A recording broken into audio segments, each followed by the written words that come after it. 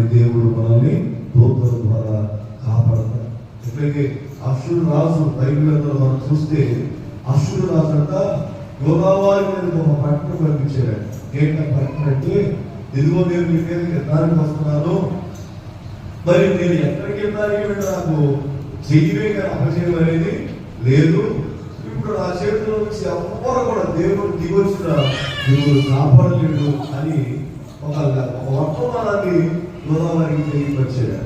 అగలవారికి బాగా ఆ పరిస్థితుల్లో ఇశ్రాయేలీయులందరూ కూడా భయపడుతూ, ఎందుకంటే వచ్చిన వాడు సామాన్యుడు కాదు, వాడు చాలా దుర్మార్గుడు, క్రూరుడు, మరి వాడు బలవంతుడు, వాడి చేతిలో నుంచి ఎంతో మంది అదులైపోయారు, మరి మనం తప్పించుకోవడానికి మనకు శక్తి సరిపోదు అని ఇశ్రాయేలీయులు యూదులందరూ భయపడుతూ ఆందోళన చెందుతున్న పరిస్థితుల్లో బైబిల్లో రాయబడినట్లుగా మరి హిజ్కియా రాజైన హిజ్కియా యోధావారిని బలపరుస్తున్నాడు. ఏమంటాడో తెలుసా?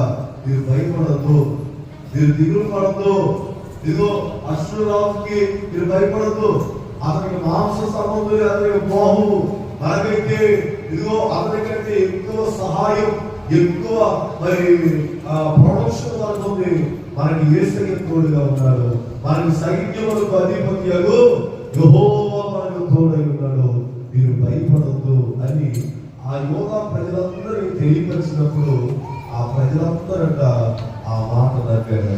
దేవుడికి స్తోత్రం చెబుతారు. ఆ మాట నగ్గినప్పుడు దేవుడి సందర్భంలో మనకు భయం వచ్చింది. కొన్ని ఇబ్బందులు బట్టి, కొన్ని దుర్వార్తలు మన చెల్లు పెట్టినప్పుడు కృంగిపోతా ఉంటాం కదా. కొన్ని వార్తలు బట్టి ఏమైపోతాం, బీపీ డౌన్ అయిపోయి ఎవరి నిరసిల్లిపోతాం. ఒకసారి ప్రాణం పోయినంత పరిస్థితి వచ్చింది కొన్ని వార్తలకు. కానీ దేవుని వాక్యం చెప్తుంది, ఆయనకు భయపడే వ్యక్తులు ఎలాంటి వార్తల నుంచి ఎవరు పెట్టారు? 10,000 మంది కూలిన 1000 మంది గమనించండి దండెత్తి, ఎవరి 1000 శ్రమలు రకరకాల శోధనలు నివేదిక దండెత్తి వచ్చిన దేవుని వాక్యం చెప్తుంది, ఏ అపాయము నీ దరి చాలదో. పెట్టాలని చెప్పండి. హల్లెలూయా. ఎందుకంటే నువ్వు ఎవరు నమ్ముతున్నావు చెప్పండి? అగ్నిని సంలాక్షంగా వేసుకున్నావు. నువ్వు ఎవరిని సేవిస్తున్నావు? ఎండిపోయిన ఎముకలను మహాసైన్యముగా మార్చగలిగిన శక్తివంతుడిని నువ్వు సేవిస్తున్నావు. ఎవరి అసాధ్యమైన దేవుడు కాదు, ఏమి చేయగలిగిన దేవుడు కాదు, మోహ దేవుడు కాదు, చెవిటి దేవుడు కాదు, ఎవరి గుడ్డి దేవుడు కాదు, మనం ఆరాధించే దేవుడు.